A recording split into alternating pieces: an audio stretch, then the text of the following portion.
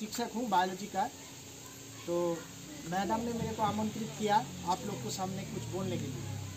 तो मैडम ने तो पूरा A to Z बोल दिया है, लेकिन मैं उस बात पे आप लोग को थोड़ा सा उत्साहित करूँगा। मैडम ने जिसने बोला कि हमारा काम ऐसा नहीं है कि हम लड़का बच्चा को सिर्फ जन्म देके छोड़ दिया, मेरा काम फिनिश, वो नहीं।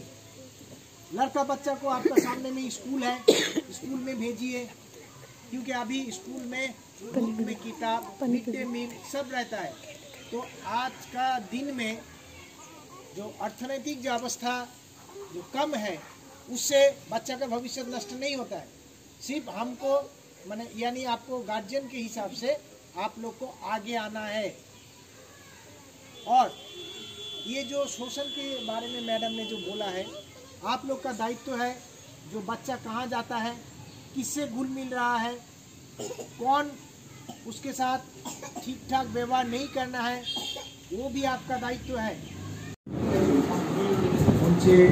উপবিষ্ট ম্যাডাম এবং স্যারদেরকে অনেক ধন্যবাদ এবং আমার প্রিয় ছাত্রছাত্রীরা, আজকে আমরা যে বিষয়টা নিয়ে আলোচনা করতে এসেছি তার বিভিন্ন উইংস আছে। আমি দুই একটা সাইড তুলে ধরবো যেটা আমি শিক্ষকতা করতে গিয়ে উপলব্ধি করেছি। মূলত আমার যে কর্মজীবন সেটা একটা প্রত্যন্ত আদিবাসী অধ্যুষিত এলাকায় হয়েছিল এবং সেখানে আমি দেখতাম যে বাচ্চাদের বিশেষ করে কিশোর অবস্থার আগেই বিভিন্ন কারণে আর্থিক অনটনের জন্য বিভিন্ন সময় তাদের অভিভাবকরা ছেলেদের শিশু শ্রমিকে পরিণত করতে মেয়েদেরও বাধ্য হতেন আর কি। এবং মেয়েদের মধ্যে যেটা দেখা যেত যে চাইল্ড ম্যারেজ। তো আজকে আমরা অনেক বিশ্বায়নের যুগে বিভিন্ন রকম পরিষেবা দিক থেকে উন্নত হলেও এই যে সামাজিক ব্যাধি, এই সামাজিক ব্যাধি থেকে আমরা এখন উঠে আসতে পারি না, যেই জন্যই আজকে আমাদের এই প্রোগ্রামটা মূল বিষয়। তো এখন অনেক সময় আমরা অনেক রকম বলে থাকি যে আমরা এই জন্য পারছি না মানে আমাদের মধ্যে নেগেটিভ থিঙ্কিংটা ভরে গেছে। তো আজকে তোমাদের এখানে আমাদের আসার উদ্দেশ্য একটাই যে তোমাদেরকে জাগৃত করা, তোমাদের জাগরণ ঘটানো।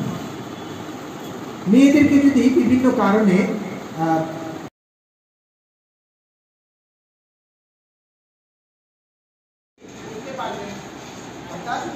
চাষ করতে পারবেন, চাষ করতে বলো না এগুলোকে করতে পারবেন সঠিকভাবে। জিনিয়া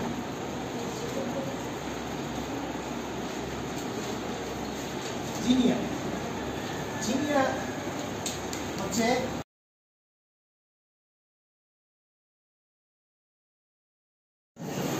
এই ক্যারেক্টার যাদের মধ্যে আছে আমি বলবো তারা সাবধান হয়ে যাও। এই ভালো লাগছে না শব্দটা তোমার ডিকশনারি থেকে মুখ থেকে বলা একদম বন্ধ করো, দেখবে তোমার ভালো লাগবে।